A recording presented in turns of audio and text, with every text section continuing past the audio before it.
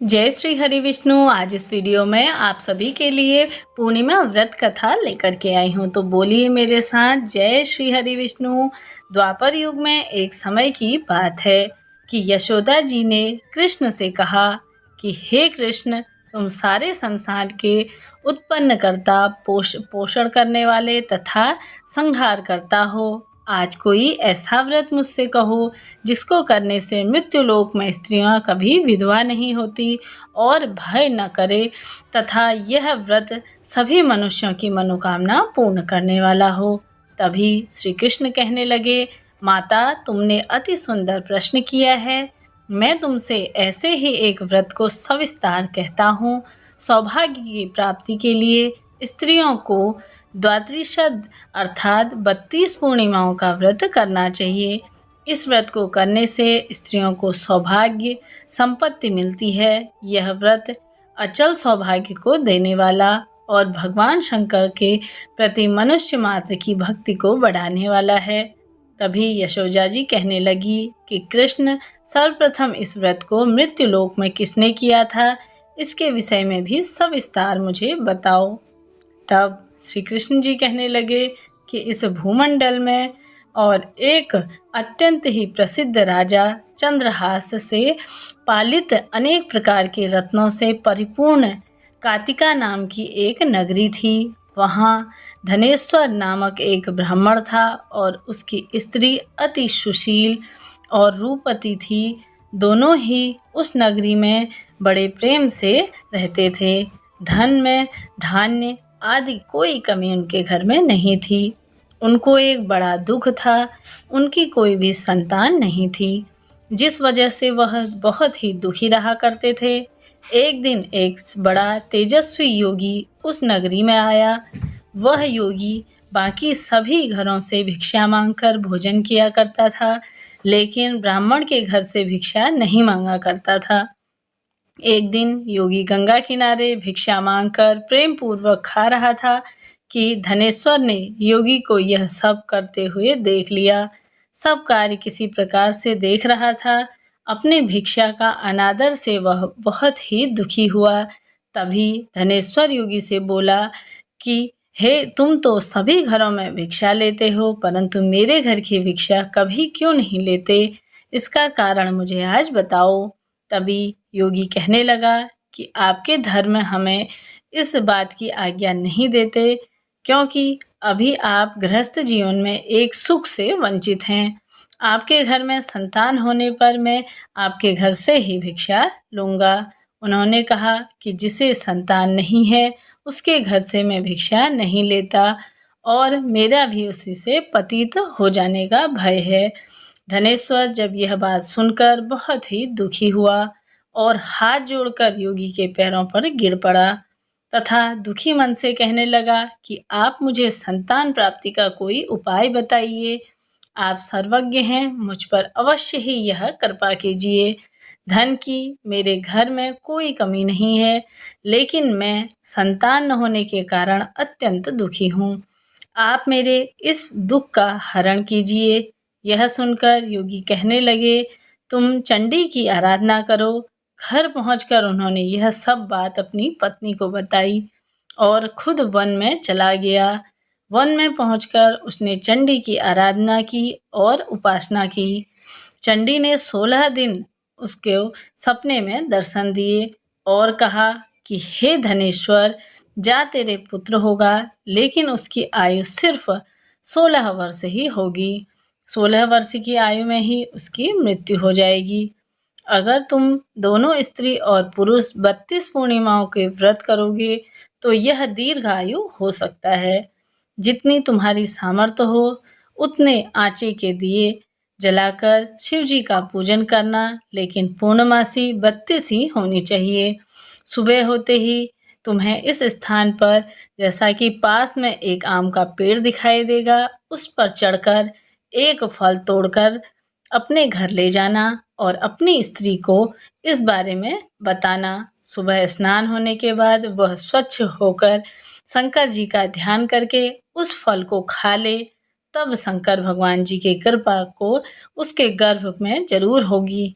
यह ब्राह्मण सुबह उठा तो उस स्थान पर आम का पेड़ दिखाई दिया और वह उस पर फल तोड़ने चढ़ गया, लेकिन वह पेड़ पर नहीं चढ़ पा रहा था। यह देखकर उसे बड़ी चिंता हुई।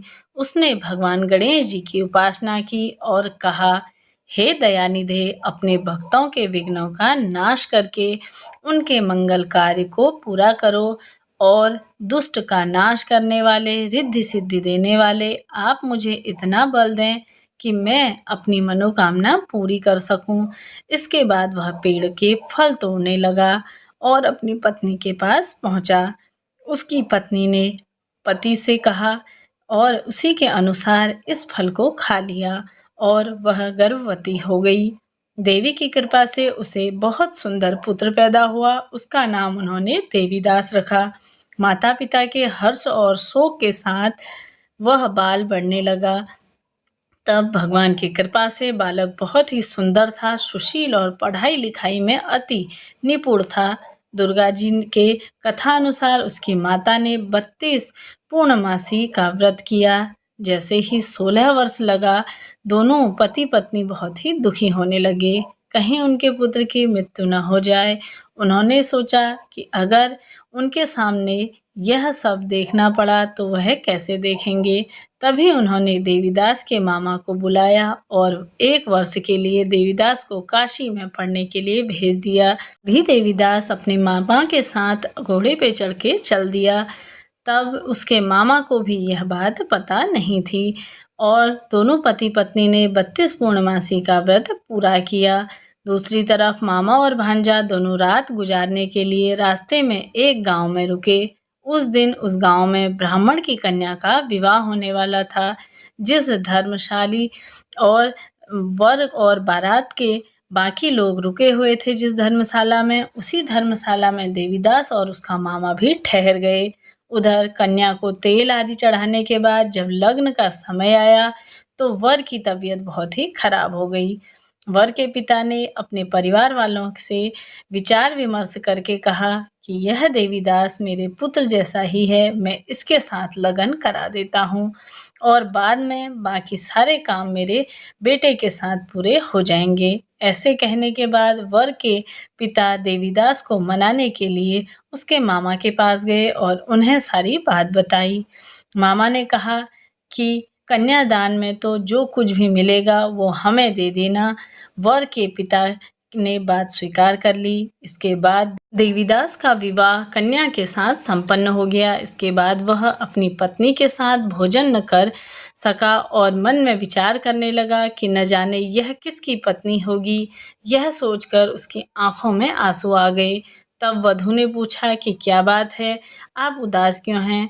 तब उसने सारी बातें पत्नी को बता दी। तब कन्या कहने लगी, यह ब्रह्म विवाद के विपरीत है। आप भी मेरे पति हैं, मैं आपकी ही पत्नी रहूंगी, किसी अन्य की कभी नहीं।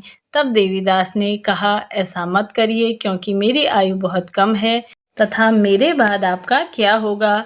लेकिन उसकी पत्नी नहीं मानी और बोली, स्वामी आप भोजन कीजिए। दोनों रात में सोने के लिए चले गए। सुबह देवीदास ने पत्नी को 4 नगों से जड़ी एक अंगूठी दी और एक रुमाल दिया और बोला कि हे प्रिय, इसे ले लो और संकेत समझकर स्थिर चित्त हो जाना। मेरे मरण और जीवन जानने के लिए एक पुष्प वाटिका बना लो। उसके सुगंधित वाली एक नव मल्लिका लगा लो। उसको प्रतिदिन जल देना और सींचना और साथ ही आनंद के साथ खेलो कूदो। अगर जिस समय और जिस दिन मेरा प्राणांत होगा उस दिन यह फूल सूख जाएंगे। जब यह फिर से हरे हो जाएं तो जान लेना कि मैं जीवित हूँ, यह समझना। और यह कहकर इसके बाद वह वर और बाकी बाराती मंडल आए तो कन्या ने उन्हें देखकर कहा कि ये मेरा पति नहीं है। मेरे पति वह हैं जिनके साथ रात को मेरे विवाद और मेरी शादी हुई थी। इसके साथ मेरा विवाह नहीं हुआ है। और बोली कि अगर यह वही है जिससे मेरी शादी हुई है तो बताए कि इसे मैंने आभूषण में क्या दिया है। कन्या की ये सारी बातें सुनकर वह कहने लगा कि मैं यह सब नहीं जानता। इसके बाद सारी बारात की भी अपमानित होकर लौट गई। भगवान कृष्ण बोलते हैं, माता इस प्रकार देवीदास काशी चला गया। कुछ समय जब बीत गया तो एक सर्प उसको डसने के लिए वहाँ आया, लेकिन वह उसको काट नहीं पाया क्योंकि उसकी माता ने पहले ही 32 पूर्णिमा के व्रत कर लिए थे।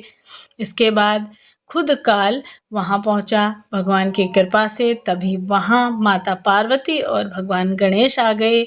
देवीदास को मूर्छित दशा में देखकर माता पार्वती ने भगवान शिव से प्रार्थना की कि महाराज, इस बालक की माता ने तो पहले ही 32 पूर्णिमा के व्रत कर लिए हैं, तो आप इसको प्राण दे दीजिए। भगवान शिव ने माता पार्वती के कहने पर उन्हें प्राण दे दिए और उधर उसकी पत्नी उसके काल की प्रतीक्षा कर रही थी। उसकी पत्नी ने जाकर देखा कि पुष्प और पत्र दोनों ही नहीं हैं और उसको बहुत ही आश्चर्य हुआ। और जब उसने देखा कि पुष्प वाटिका फिर से हरी हो गई है तो वह समझ गई कि उसका पति जिंदा हो गया है। इसके बाद वह बहुत ही प्रसन्न होकर अपने पिता से कहने लगी कि मेरे पति जीवित हैं, उनको ढूंढिए। जब 16वां वर्ष बीत गया तो देवीदास भी अपने मामा के साथ काशी चल दिया। इधर उसकी पत्नी के परिवार वाले उन्हें ढूंढने के लिए जा ही रहे थे कि उन्होंने देखा कि देवीदास और उनका मामा उधर ही आ रहे हैं। उनको देखकर उनके ससुर बहुत ही प्रसन्न हुए, उन्हें घर ले गए और सारा नगर इकट्ठा हो गया और कन्या ने भी उन्हें पहचान लिया। देवीदास ने उसके बाद अपनी पत्नी और मामा को लेकर वहाँ से चले गया और उसके ससुर ने भी उन्हें बहुत सारा धन दहेज दिया। जब वह अपने घर की तरफ चल गया तो उनके माता पिता को दोनों को ही आने की खबर दी गई, तुम्हारा पुत्र देवीदास अपनी पत्नी और मामा के साथ आ रहा है। ऐसा समाचार सुनकर पहले तो उन्हें आश्चर्यचकित हुआ, विश्वास ही नहीं हुआ। जब देवीदास आया और देवीदास ने अपने माता पिता के पैर छुए, माता पिता ने भी उसे बहुत प्यार और उसका माथा चूमा। दोनों ने उन्हें बहुत सीने से लगाया और दोनों ही बहुत खुश हुए। तभी धनेश्वर ने बहुत दान दक्षिणा ब्राह्मणों को दी। श्री कृष्ण जी कहने लगे कि इस तरह से धनेश्वर को 32 पूर्णिमाओं के व्रत के प्रभाव से संतान प्राप्ति हुई। जो स्त्री इस व्रत को करती है वह जन्म जन्मांतरों तक वैधन्य का दुख नहीं भोगती और सदैव सौभाग्यवती रहती है। यह मेरा वचन है। यह व्रत संतान देने वाला तथा सभी मनोकामनाओं को पूर्ण करने वाला है। इसी के साथ पूर्णिमा व्रत कथा यहाँ पे समाप्त होती है। बोलिए जय श्री हरि विष्णु। मिलते हैं नेक्स्ट वीडियो में, तब तक के लिए हर हर महादेव। जय माता दी।